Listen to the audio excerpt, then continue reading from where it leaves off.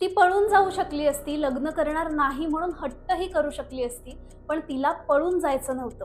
त्याचं कारण ती असं सांगते की तिची आणि तिच्या फॅमिलीची बदनामी झाली असती. आपल्या सामाजिक प्रतिष्ठेला धक्का लागू नये म्हणून एका व्यक्तीला मारून टाकायचं? पण विरोधाभास असा की आज तोच समाज तिला तिच्या घरच्यांना प्रश्न विचारतो आहे की लग्न करायचं नाही म्हणणं सोपं होतं की एखाद्याचा जीव घेऊ. हा विषय इतका हादरवून टाकणारा आहे आणि कुटुंब संस्था, लग्न संस्था समाजासाठी इतका घातक आहे की यावर बोललं गेलं पाहिजे असं मला वाटलं. यावर असेही प्रश्न उपस्थित झाले की दोष कुणाचा, जबाबदारी कुणी घ्यायची, लग्न ठरवताना काय बघणं आवश्यक आहे, ही अशी मानसिकता ओळखणं शक्य आहे का? अशा अनेक प्रश्नांवर आज फक्त चर्चा न करता ठोस उत्तरं शोधूया, म्हणजे पुन्हा एखादा केतन अग्रवाल या मानसिकतेचा बळी पडणार नाही. नमस्कार, मी चिन्मयी. मी स्वतः काउन्सिलिंग सायकोलॉजिस्ट असून मॅरेज फॅमिली काउन्सिलिंगचं शिक्षण सुद्धा घेतलेलं आहे. त्यामुळे या विषयावर मी जे आज बोलणार आहे त्याला शास्त्रीय आधार तर आहेच, मात्र या विषयाला मी संवेदनशीलतेने आणि जबाबदारीने हाताळण्याचा प्रयत्न करणार आहे.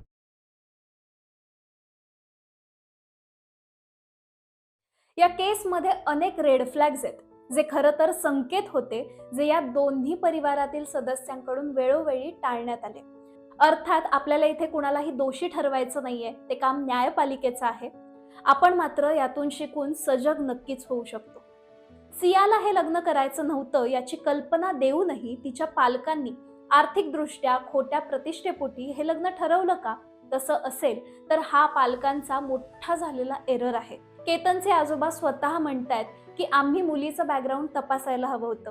अशी चूक इतर पालकांनी करू नका असं आवाहन ते करतायत. पण ही चूक करायची नाही म्हणजे नेमकं काय करायचं? मुळात लग्न ठरवताना काय करायचं? एखादी व्यक्ती स्वतःहून सांगत नसेल तरीही काही संकेत दिसू शकतात का? या केसच्या माध्यमातून आज आपण बघूया. ही केस केवळ आपण एक उदाहरण म्हणून बघणार आहोत, पण बरेच मुद्दे असेही आहेत जे या केसमध्ये नसतील, पण आपल्या घरात कुणाचं लग्न ठरत असेल, स्वतःचं किंवा पालक म्हणून तुम्ही मुलांचं लग्न ठरवत असाल तर काय बघायचं, काय टाळायचं, अशा अत्यावश्यक गोष्टी आज आपण बोलूया. केतन अग्रवाल केसचा आधार घेतला तर पूर्वी 3 वेळा जेव्हा या मुलीने केतन याला मारण्याचा प्रयत्न केला होता, तेव्हा एकदाही त्याच्या मनात शंकेची पाल चुकचुकली नसेल का? केतन हा बाह्य जगात अगदी परदेशात वावरलेला अत्यंत हुशार, अवघ्या 26व्या वर्षी रिअल इस्टेट कंपनी सक्सेस ग्रुपच्या डायरेक्टर पदावर तो होता आणि मार्केटिंग नेतृत्वाच्या भूमिकेत सुद्धा कार्यरत होता. मग त्याच्या मनात शंका उपस्थित झालीच नसेल का, असा प्रश्न अनेकांनी विचारलाय. तर माध्यमातून मिळालेल्या माहितीनुसार त्याने काही वेळा घरी विचारलं होतं की तुम्ही सियाबद्दल व्हेरिफिकेशन केलं होतं का? तेव्हा नात्यात मुलगी असल्यामुळे त्यांच्या मामांनी सियाची गॅरंटी घेतली होती. त्यामुळे केवळ ट्रस्ट या फॅक्टरवर ते कुटुंबीय अवलंबून राहिले असं दिसून येतं. इथे दुसरा रेड फ्लॅग सापडतो. एक म्हणजे त्याच्या मनात शंका निर्माण झाली होती. त्या शंकेला गांभीर्याने घेणं आवश्यक होतं. जनरली घरातल्या मोठ्या व्यक्तींना असं वाटणं स्वाभाविक आहे की मुलगी किंवा मुलगा ओळखीतलाय, पण जग झपाट्याने बदलतंय. एकाच घरात राहून सुद्धा बाजूच्या रूममध्ये काय चाललंय हे सुद्धा कुटुंबातल्या बऱ्याच लोकांना माहिती नसतं. त्यामुळे त्यांच्या मामांनी जरी गॅरंटीने सांगितलेलं असेल तरीही आजच्या काळात त्या गॅरंटीवर आंधळा विश्वास ठेवणं चुकीचं ठरेल. या केसमधला तिसरा रेड फ्लॅग सियाचं वय. जरी काही समाजामध्ये लवकर लग्न करून देण्याची प्रथा किंवा मान्यता असली तरीही लग्न हे 25 वर्षानंतर करणं योग्य ठरतं. त्याचं कारण असं की 25व्या वर्षापर्यंत मेंदूचा संपूर्ण विकास झालेला असतो. व्यक्तीची सतसत विवेक बुद्धी जागृत झालेली असते. स्वतःच्या आयुष्याचे निर्णय ही व्यक्ती योग्य पद्धतीने घेऊ शकत असते. आता याला अपवाद सुद्धा आहेतच, त्यामुळे केवळ वय झालं म्हणून लग्न करून देणं हा देखील पर्याय नाही. त्यासाठी अजून काय आयाम असायला हवेत हे आपण पुढे बघूयातच. केतनच्या शंकेनंतर अजून एक प्रसंग घडला की बालीला जाताना पाऊच मधला फक्त केतनचा पासपोर्ट गायब झाला. हा होता चौथा रेड फ्लॅग. थोडा वेळ काढून विचार करून हे शोधून काढणं शक्य होतं, पण ते देखील नाही झालं. या प्रसंगाच्या वेळी त्याच्या बहिणीच्या मनात सुद्धा शंका उपस्थित झाली होती. त्यानंतर सुद्धा केतनने घरी सांगितलं होतं की आमची वारंवार भांडणं होत आहेत. कदाचित तिचं वय कमी असल्यामुळे असेल, पण ती काहीही कारण काढून भांडते. केतनचं बार एकच विचारणं होतं की तुम्ही ह्या मुलीची नीट चौकशी केली आहे का?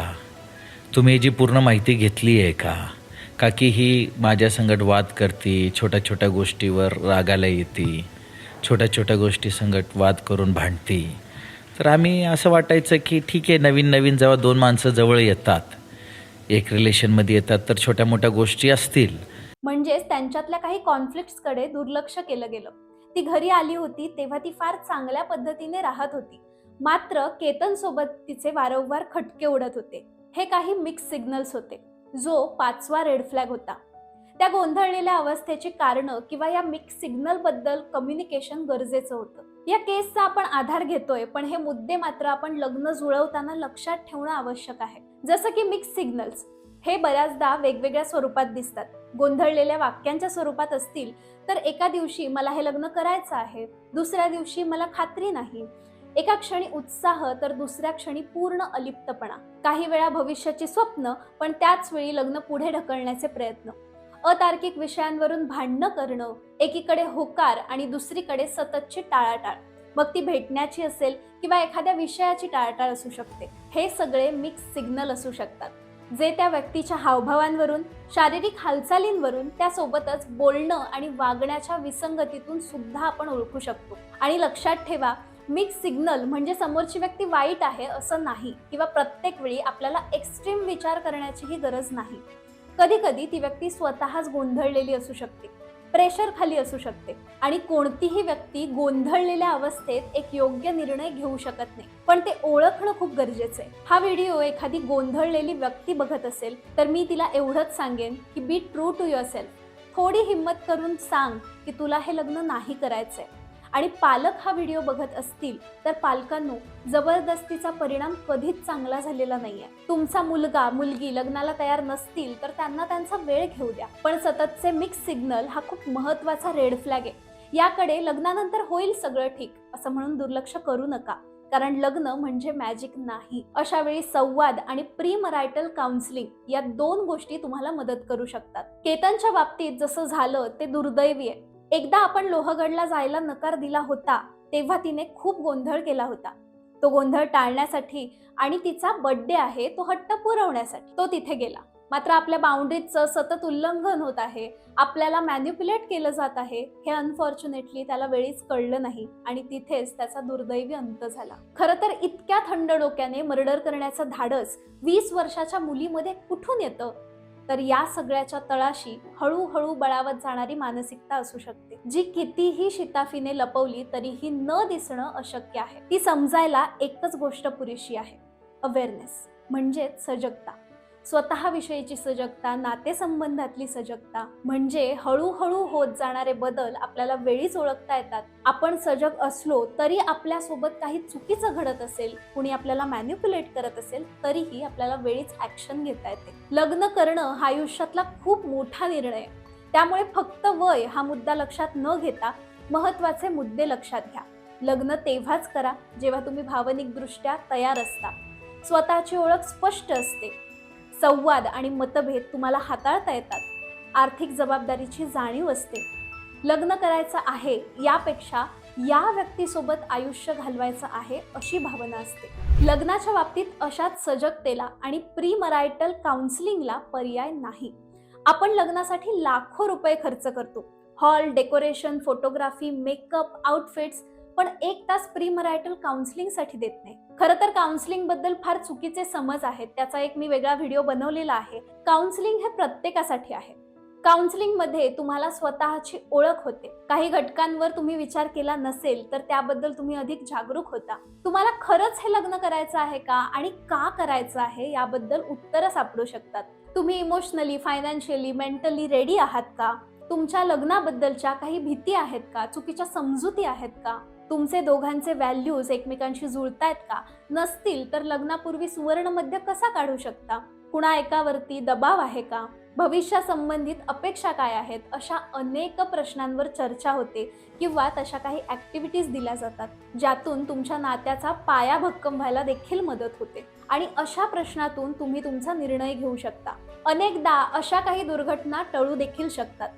लग्न होऊन नंतर घटस्फोट सुद्धा टळू शकतो किंवा एक सुंदर नात्याचा पाया भक्कम होऊ शकतो. त्यातलं काहीही झालं तरीही व्यक्तीच्या, नात्याच्या, समाजाच्या दृष्टिकोनातून ते निरोगीच आहे. या घटनेतून मात्र आपण एक गोष्ट शिकली पाहिजे. मुलांना हो म्हणायला शिकवतानाच नाही म्हणण्याची सुरक्षितता द्या. मुलांना अशी जागा द्या जिथे भीतीशिवाय ते बोलू शकतील. काहीतरी चुकतंय असं वाटत असेल तर स्वतःवर विश्वास ठेवून स्टेप बॅक घेऊ शकतील. त्यांचं लग्न करण्याचं वय आहे आणि नाही म्हणण्याचं, स्वतःसाठी निर्णय घेण्याचं वय नाही, असं कसं असू शकतं?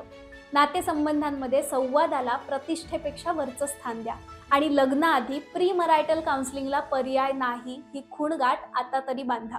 खोट्या संमतीवर उभं राहिलेलं लग्न अनेक आयुष्य मोडू शकतं आणि कधी कधी त्याची किंमत खूप जास्त भयंकर असू शकते. जर हा व्हिडिओ महत्त्वाचा वाटला असेल तर शेअर करा.